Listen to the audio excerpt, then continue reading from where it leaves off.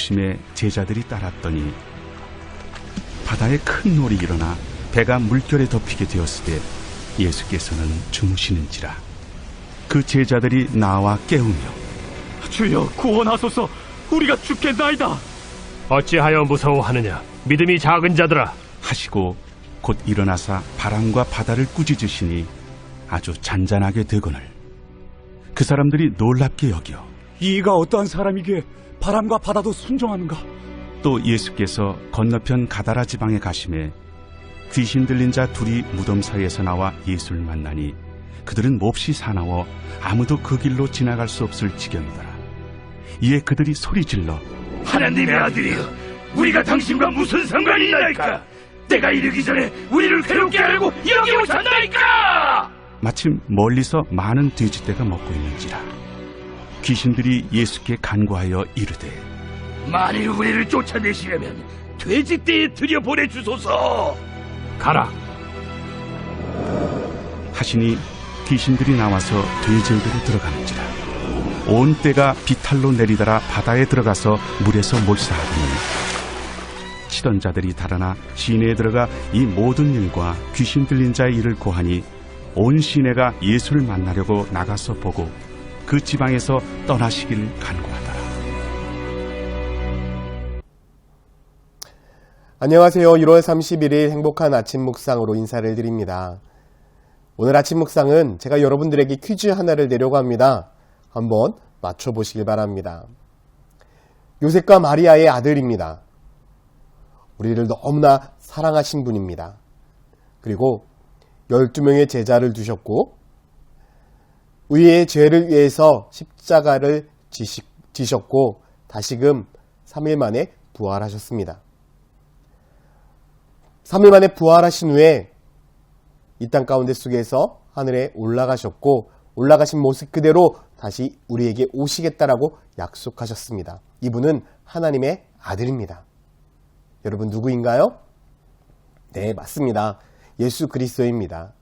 어찌 보면 당연한 퀴즈이고 정해진 답이지만 우리는 예수 그리스도가 어떤 분인지 모두 다 알고 있습니다. 그리스도인들만 예수 그리스도가 누구인지 알고 있는 것이 아닙니다. 세상 모든 사람들도 기본적으로 예수가 누구인지는 다 알고 있습니다. 오늘 성경 본문에도 보면 예수 그리스도가 누구인지 어떤 분인지 잘 알고 있는 부류가 나옵니다. 오늘 말씀을 보게 되면 예수님께서 가버나움에서 갈릴리 저편으로 건너편으로 이동하고자 배를 타고 가시는 모습이 나옵니다. 예수님께서 피곤하셨든지 배를 탄 후에 그 배 맨 밑으로 내려가셔서 잠을 청하고 있었습니다. 그때 풍랑이 일어 배가 심하게 요동쳤죠. 그때 예수님의 제자들은 너무나 두려워서 예수님 앞에 곧장 달려갑니다. 아마 그들의 마음 가운데는 예수님께서는 어떻게든 그것을 해결할 수 있을 것이다 라는 마음이 있었을 것입니다. 그래서 예수님 앞에 달려가서 이렇게 말씀합니다. 25절에 그 제자들이 나와 깨우며 이르되 주여 구원하소서, 우리가 죽겠나이다. 예수님을 깨우며 우리를 살려달라고 이야기하고 있습니다.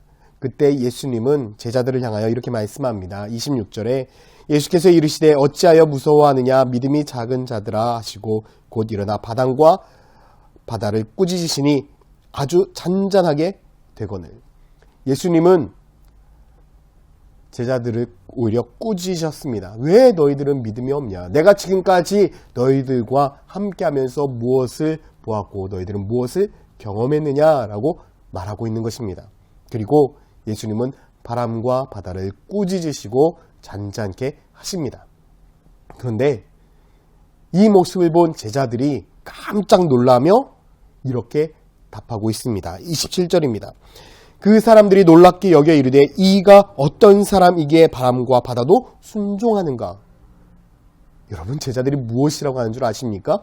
아니, 이 사람이 과연 어떤 사람이기에, 이 사람이 과연 어떠한 사람이기에 바람과 바다도 순종하는가? 여러분, 너무 당황스러운 질문 아닌가요?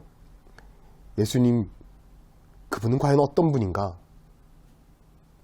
무슨 다큐멘터리 제목도 아니고 예수님과 함께 있던 제자들이 과연 이 사람이 어떤 분인가? 라고 질문한다는 것은 참 말이 되지 않는 것 같습니다.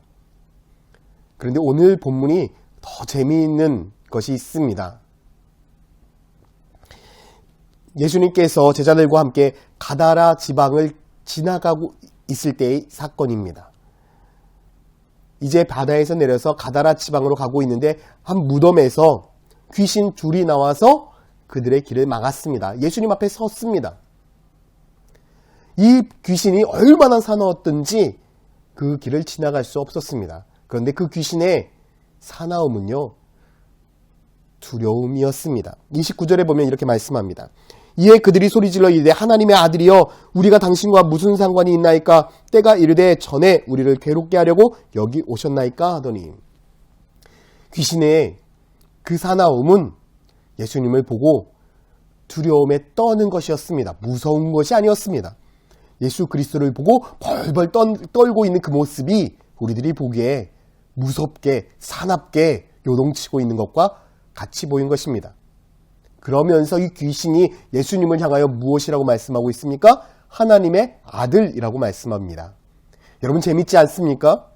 예수님의 제자들이라고 했던 그 사람들은 바람과 바다를 꾸짖으셔 잔잔하게 하시는 모습을 보고 과연 이 사람이 누구인가? 라고 질문하는데 귀신은 하나님의 아들이라고 말하고 있습니다. 저는 오늘 말씀을 묵상하면서 문득 이런 생각을 했습니다.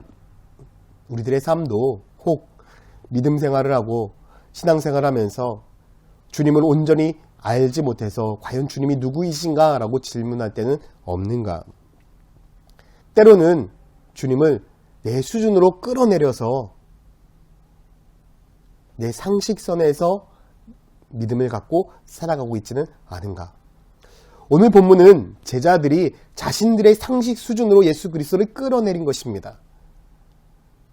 자기가 가지고 있는 믿음 안에서 생각 안에서 예수 그리스도를 생각했고 판단한 것입니다. 그래서 자기의 생각을 뛰어넘는 놀라운 일들을 경험하니까 과연 이가 누구이신가? 라고 말씀하고 있는 것이죠. 주님은 우리들에게 이렇게 말씀하고 있습니다. 마가복음 9장 23절에 예수께서 이르시되 할 수 있거든요. 무슨 말이냐?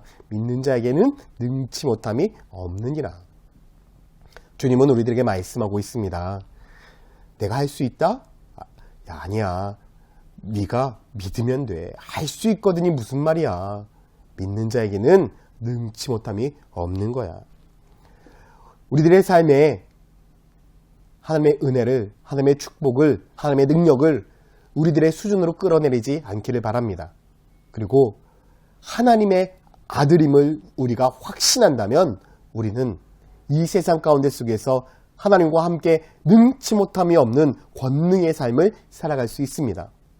저는 청원주님의 모든 성도들이 예수 그리스도와 함께 놀라운 은혜와 놀라운 축복을 누리는 상상 그 이상의 은혜를 누리는 그런 믿음의 성도가 되기를 예수님의 이름으로 축원드립니다. 기도하겠습니다.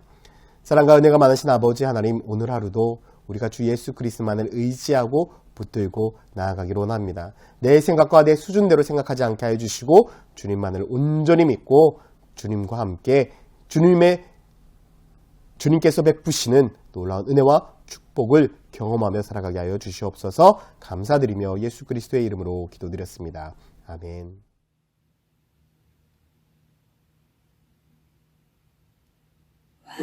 화려하지 않아도 정결하게 사는 삶, 가진 것이 적어도 감사하며 사는 삶, 내게 주신 작은 힘 나눠주며 사는 삶, 이것이 나의 삶의 행복이라오.